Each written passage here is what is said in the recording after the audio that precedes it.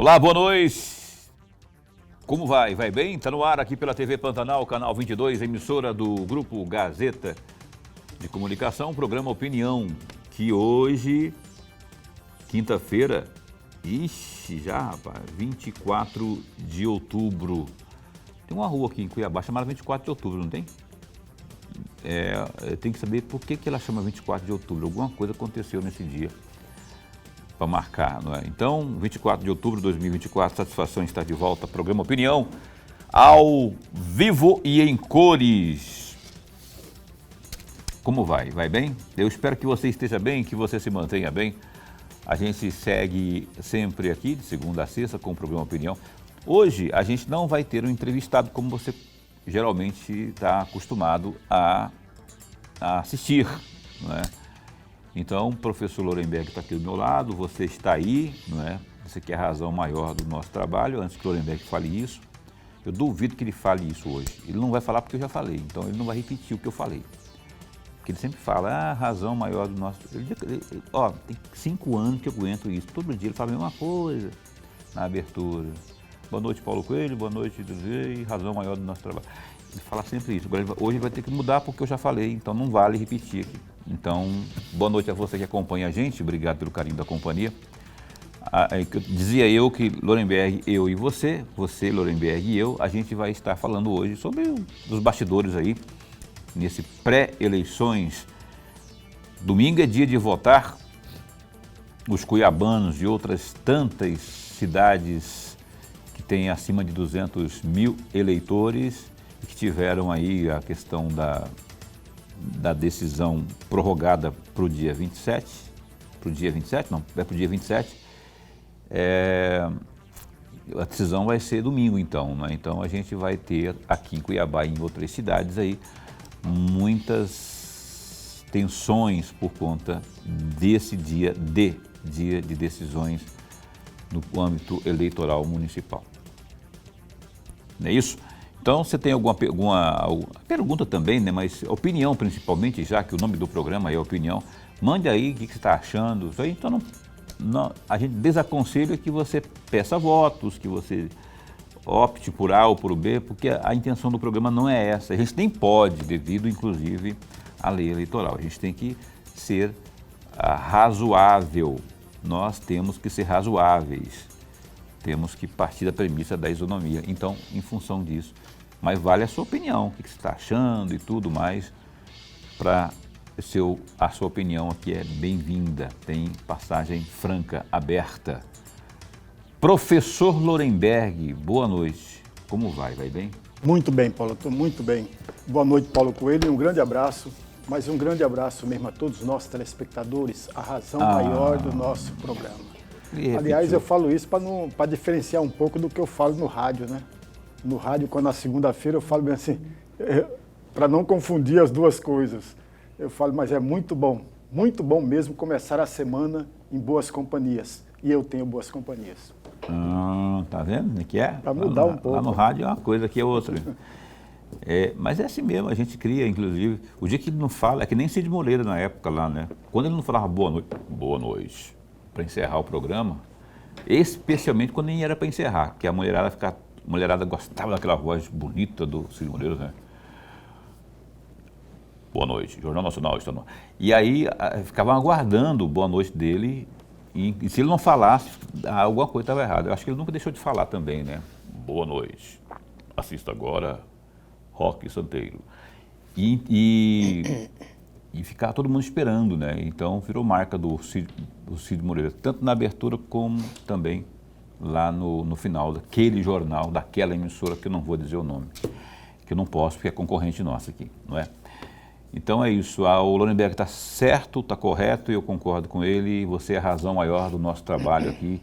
A gente está desde 2020, desde abril de 2020, aqui sempre ao vivo com o programa Opinião, sempre com entrevistas, enfim, bate-papos, debates, polêmicas, etc, etc, etc.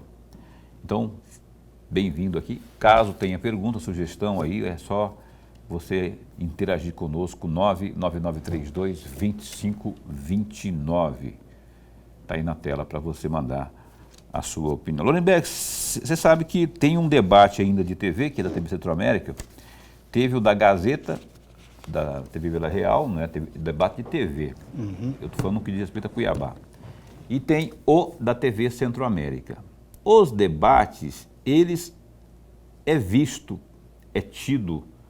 eles são tidos pelos candidatos, pelas campanhas, especialmente pelo pessoal do marketing, como uma grande arma de convencimento. Só que nos últimos tempos, embora alguns modelos de debates tenham mudado, né? Tem um tradicional, que é esse que a Gazeta, a Record, Vila Real faz, né? Há muitos e muitos anos, e estão mudando, né? Tem uns que são diferentes. A Globo fez um em 2022, que é esse que é repetido. O UOL fez também, está fazendo esse modelo que a Globo fez, está fazendo também agora, que você tem 20 minutos, candidato, vamos supor, 20 minutos, você administra esses 20 minutos. Então, vocês usem aí da forma que devem usar, e quem administrar e responder, você vai ter que convencer alguém, que é o eleitor, né? E se você administrar mal, você vai ficar sem responder muita coisa, enfim, vai dizer menos, inclusive, vai conversar menos com o eleitor. Você acha que estão certos os candidatos, as candidaturas estão certas de colocar muita expectativa nesse debate final, que é o último, acho que é amanhã? Eu acho que é hoje. É hoje? Hoje é quinta-feira, deve ser hoje. Deve ser hoje, né? Eu não sei que dia que é. Você acha que o debate é hoje? O debate da Globo lá é hoje, né? Também não sei, nem a gente não sabe. A gente sabe das nossas coisas aqui, do nosso canal a gente sabe, o canal alheio não.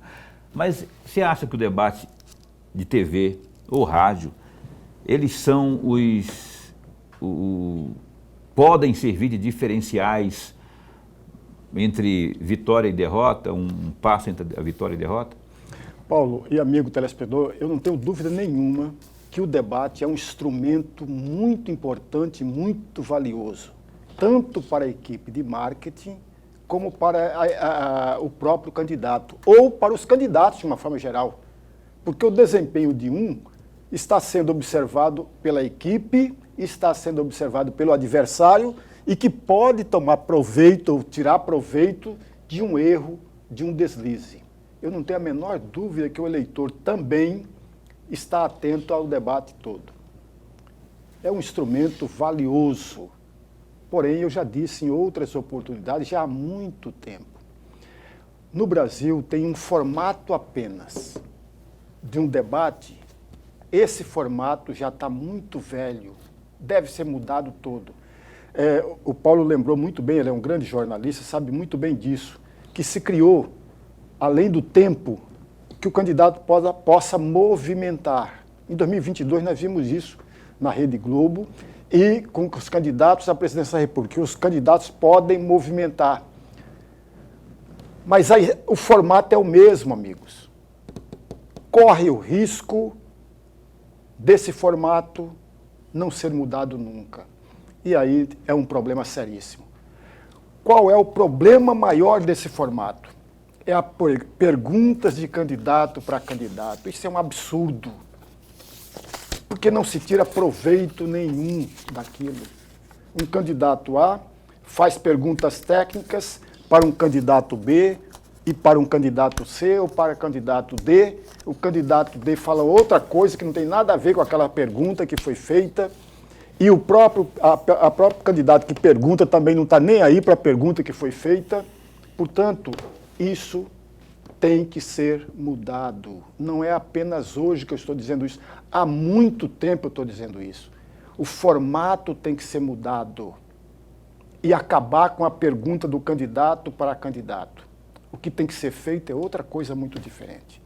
Por exemplo, pode aparecer várias formas de fazer isso.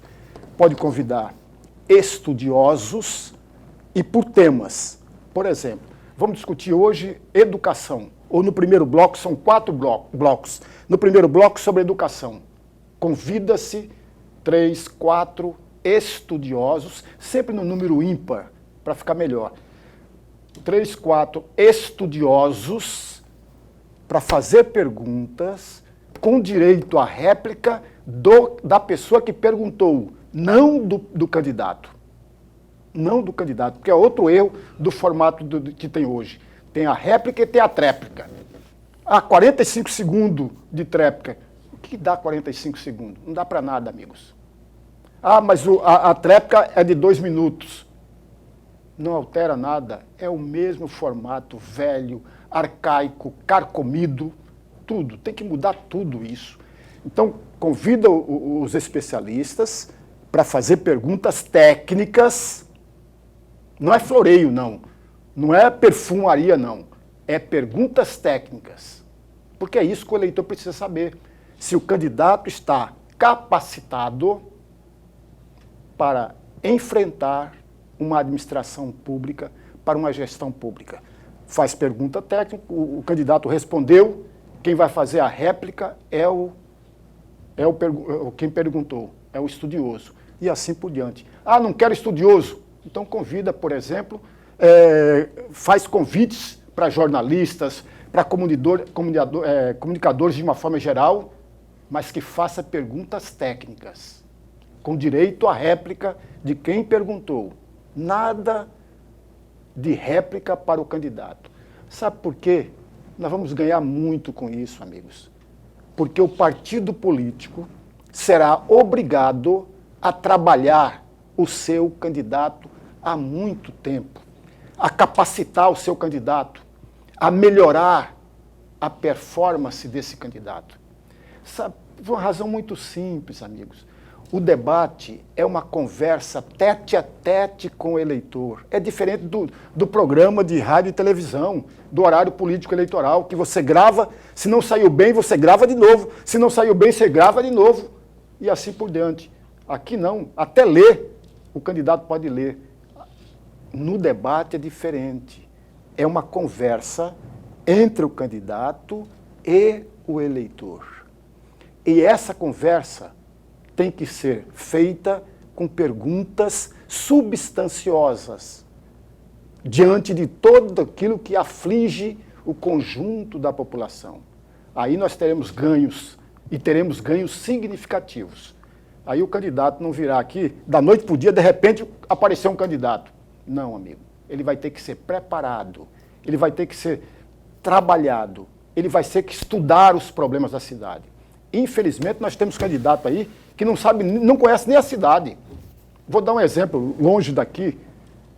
Quando o candidato à época, Tarcísio, foi candidato a governador, ele não sabia nem o endereço do local onde ele votava.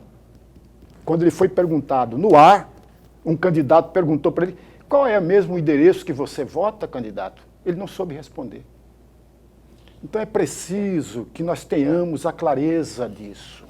É claro que hoje ele sabe, né? Mas assim, governador do estado sabe. Esse negócio do Tarcísio, foi bom você falar, foi legal você falar, porque eu não vou discordar não, mas eu vou colocar o seguinte argumento aí, ou contra-argumento. Uma vez aqui em Cuiabá, tinha uma campanha que era para prefeito, era eleições de era para a prefeitura de Cuiabá. Mauro Mendes era candidato, Walter Rabelo era não, era Mauro Mendes era candidato. Quem que era o adversário dele? Você está falando de 2008 ou 2012? Foi na primeira do Mauro. Em 2008. E a segunda foi 2012. 2012 que ele ganhou. 2012 ele ganhou do Lúdio Cabral. Ele ganhou do Lúdio Cabral. Teve uma ocasião, não lembro qual foi, eu dou agora. O Walter Rabelo foi com o Wilson Santos. Foi com o Wilson, né? Teve uma que foi perguntado pro Mauro Mendes, foi perguntar pro Mauro Mendes, candidato, o que o senhor acha quais são as principais necessidades do bairro Guaicurus? Foi uma pegadinha, porque alguém fez estudo para testar os conhecimentos do Mauro, do candidato. E ele não lembrava onde que ficava esse bairro Guaicurus. É um bairro que tem aqui em Cuiabá, que fica ali pertinho do Planalto, Sol Nascente, ali. É um bairro pequenininho, mas existe esse bairro, Guaicurus. E para ele não saber se embananar e não saber responder, para o cara falar assim, tá vendo, não conhece Cuiabá, como que você quer ser prefeito de Cuiabá? E uma outra pegadinha foi, acho que foi do Mauro mesmo, o Mauro parece que morava aqui no Jardim Itália, numa casa ali, uma coisa assim. Alguém perguntou de uma rua que passa do fundo da casa do Mauro, da casa do candidato, que ele também não lembrava, não sabia, não é? Aí quando você fala do Tarcísio aí, onde que é o local, o endereço do local que você vota? Isso, ao não responder, não significa que ele seja um ignorante ou que ele não esteja preparado, entendeu? Dá mais conotação para pegadinha do que propriamente para você. Agora, é diferente quando você pergunta algo sobre lei orgânica, quando você pergunta sobre orçamento, alguma coisa assim, como investir, e aí ele dá uma resposta sem pé e nem cabeça.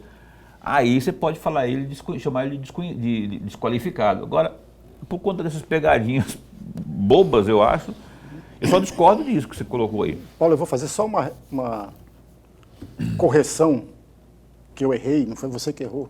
Em 2008, de fato, o Mauro, o Wilson Santos, que o Wilson Santos ganhou a reeleição, eu, Walter Rabelo, estava na cara disso. Então foi o Walter Rabelo que fez essa pergunta. É tipo do Walter também perguntar essas coisas, né? Agora, com relação a perguntar isso, é técnico, amigo. Você não sabe onde você vota. Se você esqueceu o endereço, a rua, o nome da rua, mas você sabe explicar para a pessoa onde fica, se você conhece de fato. Por exemplo, quantas vezes eu já esqueci o número do meu telefone? Eu esqueço. Se alguém me perguntar o nome de uma determinada rua que eu já morei, eu não saberei dizer o nome da rua, mas eu saberei explicar para a pessoa direitinho onde fica localizado essa casa em que eu morava. Quando não conhece, fica perdido. Isso é a parte técnica. É o mínimo que o prefeito, com o governador, tem que conhecer. Então não tem nada. Isso aí obriga, amigos, o candidato a estudar, no mínimo, a estudar os problemas do município. Aí sim, concordo. A estudar os problemas da cidade, a estudar os problemas do Estado, que vou fazer uma coisa muito simples aqui. Eu passo muito tempo estudando tudo, a história política do Estado de Mato Grosso em especial.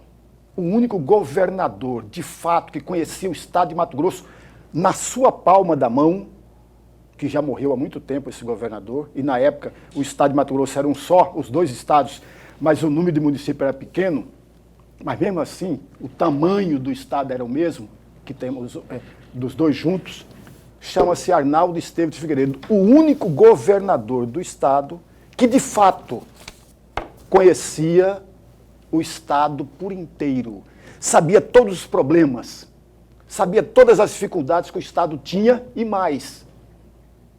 Ele sabia também os problemas da agropecuária, ele sabia tudo. É o único. Nós tivemos vários governadores, e nenhum deles, a meu juízo, não teve o conhecimento que ele, Arnaldo Esteves de Figueiredo, teve. Porque falta exatamente isso que eu estou falando. Tem que trabalhar, o partido político tem que trabalhar todos os dias para capacitar os seus quadros. E na capacitação dos seus quadros, trazer candidatos à altura para seduzir, para atrair.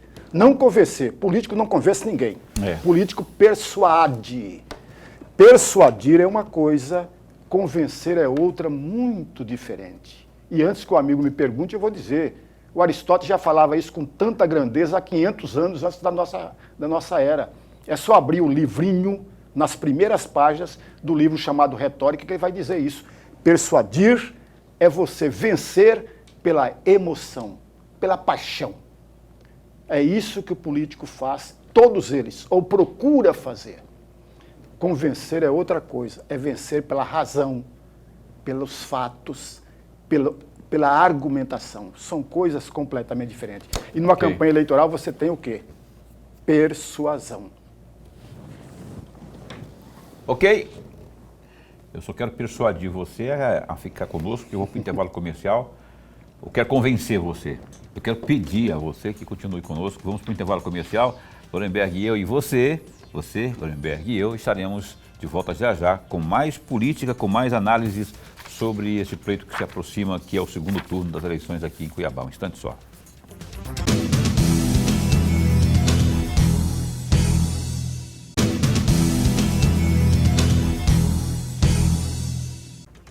Pois bem, cá estamos de volta com o programa Opinião. Antes que eu me esqueça, Dr. Wesley Sanches Lacerda, ele foi empossado hoje. Eu estive, inclusive, na posse dele lá no Tribunal de Justiça de Mato Grosso, novo desembargador do TJMT. Conversei com ele hoje à tarde e eu o convidei para vir aqui ao programa. Ele estará aqui conosco na semana que vem. São 39 desembargadores, né? E ele foi escolhido pelo governador, o Mauro Mendes, que também estava lá, o Mauro Mendes, toda a nata da política lá no Tribunal de Justiça hoje pela manhã, na posse do Dr. Wesley Sanches Lacerda, que por acaso é meu conterrâneo, né, de Barra do Garças. Não que ele nasceu lá, ele teve muitos anos de vivência em Barra, ele é de Minas, mas viveu muito tempo lá em Barra do Garças. Então eu conversei com ele e vai estar conosco aqui o novo desembargador do TJMT, do Wesley Sanches Lacerda, na semana que vem. O dia exato a gente não precisou ainda, mas provavelmente entre quarta e quinta-feira da semana que vem. Outro que eu estou convidando também é o Marcos Machado, que tem um projeto interessantíssimo lá, que a gente não bateu ainda o martelo sobre quando poderá ocorrer a entrevista dele aqui. Outro desembargador também, que oriundo do Ministério Público, tal como o Wesley, também veio do Ministério Público. Olha só, vamos ao Gazeta Digital. Dá um clique aí, www.gazetadigital.com.br. O endurecimento das penas para crimes contra candidatos eleitorais é o foco de um projeto de lei, o PL, que foi apresentado pelo senador Marcos Duval, que é do Podemos do Espírito Santo. A proposta do Duval modifica o Código Penal, que é o Decreto-Lei 2.848 de 1940, com o objetivo de coibir os episódios de violência política, especialmente durante os períodos eleitorais. O texto, que é o PL 4.038 de 2024, prevê que, nos casos de homicídio e lesões corporais, a pena seja aumentada de 1/6 a 1/3 se o crime for praticado contra o candidato. Para o senador, a proposta é uma resposta ao crescimento da violência política no Brasil, demonstrado por levantamento do Observatório de Violência Política e Eleitoral da Universidade Federal do Estado do Rio de Janeiro, Unirio. No terceiro trimestre de 2024, foram registrados 338 episódios de violência contra lideranças políticas ou seus familiares, o que representa o maior número de casos na série histórica desses boletins desde 2019. O Marcos Duval justifica o endurecimento das penas pela necessidade de proteger os candidatos e também preservar o processo eleitoral. Ele destaca que é fundamental garantir que as eleições sejam pautadas em ideias e debates sem ameaças à integridade física dos envolvidos. Gazeta Digital. Clique aí, www.gazetadigital.com.br. Informações de política, polícia, esportes. A propósito, você sabia que o nosso Cuiabá já está na Série B? Ele perdeu para o Vasco hoje, rapaz. E o Boca estava me contando aqui. matematicamente, o Cuiabá está na pior das situações. É lógico que se ele ainda já está na lanterna, não sei se esse resultado de hoje, Boca, já o coloca na lanterna, mas se ele não, mesmo que ele não esteja na lanterna, não está, né? Mesmo assim, ele não está na lanterna, mas ele é o penúltimo. Ele é o penúltimo, ou seja, ele está atolado na zona de rebaixamento. E a matemática é inimiga do Cuiabá. Para ele ganhar, para ele sair desse sufoco, ele tem que ganhar todas, né? Ele tem que ganhar, ou todas, ou a grande maioria, e torcer para que esses adversários, esses concorrentes mais diretos dele, como Corinthians e Fluminense, por exemplo, esses também percam. O Cuiabá só ganhe e o Corinthians e Fluminense, por exemplo, percam. Aí, então é complicado esse jogo então, com essa derrota para o Vasco da Gama hoje, por 1-0 no Brasileirão, ainda põe mais breu naquilo que já era escuro na vida do nosso Cuiabá. Um milagre talvez salve o Cuiabá, que é aquilo que a gente falou aqui, né? Ganhar todas, convencendo, né, com um saldo de gols, e também torcer aí para que esse pessoal que está também lá namorando a zona de rebaixamento, como o Fluminense e o Corinthians, e esses também percam, que são clubes grandes, você sabe que a tradição às vezes manda também, né? Torcer aí para que esse milagre ocorra, mas é difícil. Então isso você também tem aí no Gazeta Digital. Tem tudo lá. Abraço do Dorileu. Eu encontrei Dorileu hoje lá na Assembleia, lá todo, né? Estava lá fazendo as suas andanças, nosso querido João Dorileu Leal. Lorenberg, tá aproximando aí o processo eleitoral, uma coisa já está definida. Segundo turno aqui em Cuiabá, uma coisa está definida, né? Nós temos desenhada, temos efetivada já o corpo de vereadores, dos 27 vereadores, sendo A ou sendo B, aliás, sendo A ou sendo L, sendo L ou sendo A, o prefeito eleito aqui. Ele terá, imagino eu, uma certa dificuldade de garantir governabilidade, porque a gente tem, quando fala de garantir governabilidade, é isso, né? De ter uma base forte, onde poderá o executivo consolidar suas proposituras, né? E imaginando que seja Abílio, que tem o PL tem 4 ali, mas tem um pessoal também da base, aquele pessoal também que votou mais para a direita. Mesmo assim, aí sendo lúdio, tem também um pessoal que não é de A e nem de B, que é meio que solto, meio que avulso. De todo modo, qualquer que seja o prefeito que vier, ele terá que gastar habilidade, exercitar habilidade para ter harmonia com o parlamento.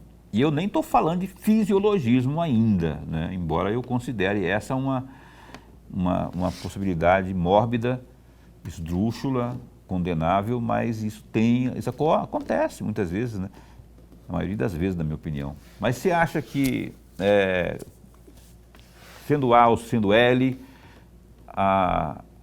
as tratativas para fazer com que o Cuiabá saia desse marasmo aí de não fazer nada andar, você acha que a dificuldade já será realmente uma realidade? Meu amigo Paulo, você, como sempre, é um grande jornalista, traz perguntas, 2 perguntas, na verdade, para todos nós refletirmos, amigos. E eu vou dizer, respondendo rapidamente a segunda pergunta, para depois vir para a primeira. Amigos, eu não acredito que nos próximos 2 anos Cuiabá venha vencer todos os problemas que existem. Não vai.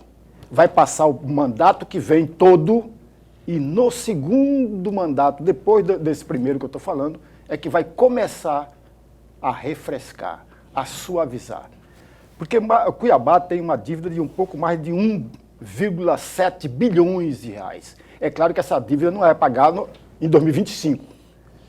Parte dessa dívida é paga parcelado e demora a longo prazo, outra parte da dívida é a médio prazo e a outra a curto prazo. Somados gastos cotidianos. O que eu estou falando dos gastos cotidianos é com referente a salários, a pagamento de fornecedores imediatos. Isso são gastos imediatos, amigos. Cuiabá está passando por uma situação muito difícil. E nenhum dos candidatos tem varinha mágica para resolver. Imaginemos, amigos, que os deputados estaduais, os 24 deputados estaduais, iriam fazer as emendas parlamentares todas para Cuiabá. Vamos imaginar essa hipótese. Não vai acontecer nunca isso, né?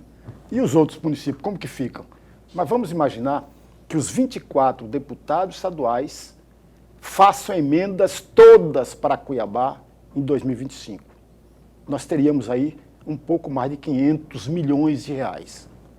Ajudaria? Ajudaria, mas não resolveria os problemas de Cuiabá. Porque os problemas de Cuiabá são muitos, amigos. As realidades de Cuiabá são infinitas e que não resolverá nos 3 primeiros anos. Não resolverá. Muitas dessas dificuldades ultrapassará ao próximo mandato. A gente não pode enganar a população e falar outra coisa aqui. Sem contar as dificuldades que estão por vir, porque cada mandato, cada gestão tem as suas dificuldades, né? Exatamente, meu amigo Paulo, você está coberto de razão.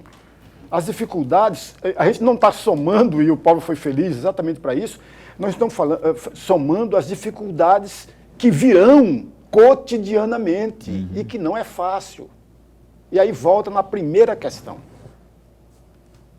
Como que fica o diálogo entre qualquer um dos candidatos eleitos com a Câmara de Vereadores? Cada um deles, qualquer um deles, terá muitas dificuldades, infinitas dificuldades. É assim em Cuiabá, é assim na Assembleia Legislativa, é assim no Congresso Nacional, é assim em qualquer lugar no país. Porque a discussão entre o Executivo e o Parlamento não se dá por ideias, amigos. Eu gostaria muito que fosse, mas não serão por ideias, não serão por propostas, serão por toma lá da cá. Se você fizer parte desse grupo, que é da governista, eu vou te oferecer cargos no segundo escalão. Eles preferem o segundo escalão, sabe por quê?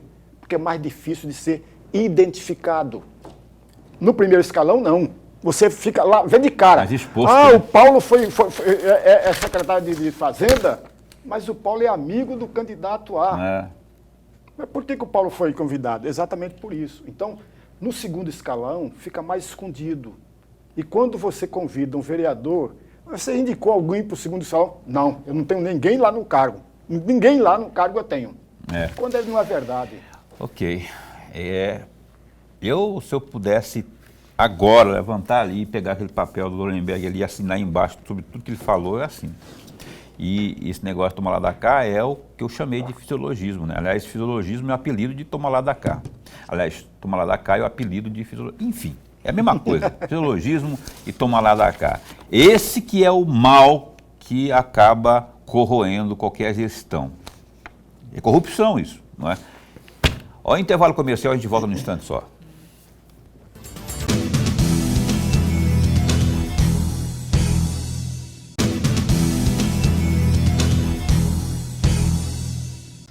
Eis que estamos de volta, você está assistindo ao programa Opinião na sua TV Pantanal, uma ótima noite para você que acompanha a gente sempre, satisfação enorme ter você em nossa companhia, ou estar em sua companhia, onde quer que você se encontre, não é? Com quem quer que você se encontre, o importante é que estamos juntos, de um jeito ou de outro, não é? Pelo canal 22 ou pela internet, ou no site gazetadigital.com.br ou ainda pela página no Facebook. Lorenberg, a gente estava comentando no bloco anterior, você comentava, aliás, aí, não é? Eu lhe questionei sobre os formatos de debates, não é? Eu comecei a rir aqui sozinho porque eu me lembro que teve um agora, nesse segundo turno já, não? Nós estamos no segundo turno. Não, foi no segundo turno. Foi no primeiro debate do segundo turno, lá em São Paulo, acho que foi o UOL, esse formato que fica livre, que você falou, que a pessoa pode andar. Pode andar. Eu achei bacana, eu achei saudável, inclusive, que está lá o prefeito, que é a reeleição lá, o Nunes. O Nunes e o Boulos. O Nunes está lá andando, movimentando pelo estúdio, né? Falando um monte de coisas, inclusive relembrando algumas acusações contra o Boulos, caso de hipotéticas prisões e coisas mais, né? Ele está aqui andando de frente à câmera, de repente, olha do lado, está o Boulos do lado dele, né? Na câmera, nós de cara, a gente viu o Boulos vindo lá da tribuninha dele até o encontro do Nunes. Só que o Nunes não viu ele vindo por trás, né? De repente ele olha assim, ele se assustou. E daquilo lá surgiu um abraço. Surgiu um abraço, aquele abraço, de repente, né, assim, ele foi lá e abraçou. Um abraço, não foi aquele abraço fraternal, mas foi um abraço cordial, né? Você tá aí, não sei o quê, o que foi? Tipo assim, o que foi? Eu ia querer me bater porque eu tô xingando. Não imaginei eu. E rendeu um abraço, né? E ficou por aquilo lá, rendeu risos e abraços. Quebrou um pouco essa coisa tensa. Eu lia no bloco anterior essa propositura do Duval, Marco Duval, sobre a questão da violência, né? E tivemos nesse primeiro turno, lá em São Paulo, o episódio da cadeirada, por exemplo, aconteceu num debate, mas tem outros tipos de violência praticados como candidatos também. Mas eu estou te falando que é possível, o que eu quero dizer com isso? Que é possível, é muito possível, na minha opinião, você participar de debates acirrados, inclusive, dentro do âmbito das ideias e até das próprias acusações. Bom, acusou, tal, se é ou não é, se processa e tudo mais, mas sem ser inimigo, né? Sem cuspir ódio. O que acontece? Esse episódio do Nunes com o Boulos, para mim, mostrou isso, que é possível fazer. Não tem aquilo lá, né? Você não acha que tem ficado cada vez mais acirrado o negócio, mais pessoalizado quando se colocam duas ou mais candidaturas que se mistura muito o lado político do lado pessoal? Paulo, você tem razão. É preciso a gente quebrar exatamente isso. Por isso que eu estou contra o formato atual e contra a pergunta de candidato para candidato, amigos. Quando você pede para outras pessoas fazerem as perguntas, raramente você vai ter essa briga pessoalizada, claro que vai ter, mas vai ser muito menor. Aquela cadeirada, por exemplo, jamais iria acontecer. Jamais iria acontecer. Porque as perguntas que virão são perguntas diferentes. Então, esse é um ponto. Eu vou bater numa tecla, é meio sonhador. É claro, eu sou professor, o professor é sempre sonhador. Veja, o que é um debate, amigos? Um debate é um diálogo. O debate que nós temos político não é um diálogo, é um monólogo. A pessoa, às vezes, nem está escutando, ou melhor, até escuta o seu adversário, mas não ouve o seu adversário. Você sabe muito bem, amigo telespectador, que ouvir é uma coisa, escutar é outra muito diferente. Aliás, as nossas avós já falavam isso há muito tempo, as nossas mães já falavam isso, o Paulo já deve ter ouvido falar isso. Eu falo que esse guri entrou no ouvido e saiu no outro. Uhum. É o escutar. O ouvir, não. Ouvir é absorver. O ouvir é diferente. Então, o debate, a discussão é diálogo. Mas em nenhum debate que nós tivemos político no país todo, e que eu assisto quase todos, das capitais eu assisto todos, eu assisti todos, não vi um debate no sentido geral da palavra. O que eu vi foi monólogo. E aí vem o que o Paulo falou, que é verdadeiro. Os ataques pessoais. Tem candidato aí que até fraude de questão médica apareceu, amigos. A assinatura do cara que já morreu e que o cara não assinou o laudo médico. Então, quer dizer, são esse tipo de coisa que deveria ser evitado. e discutir os problemas reais do município, os problemas reais do Estado. Simples assim. Mas para isso é preciso o quê? Traquejo, preparação, que não se tem. Paulo, eu vou confessar uma coisa muito simples aqui. Quando eu estou lendo as atas das sessões, tanto da Assembleia Legislativa quanto do Congresso Nacional dos anos 50, e quando eu estou lendo ali, eu fico envergonhado quando eu passo a ler as atas das sessões de 2024, de 2023. Porque o nível é um outro muito diferente, amigos. Você vê, de fato, o debate ali no plenário, e esse debate é sempre saudável, é sempre salutar, porque num debate todos ganham, nenhum perde.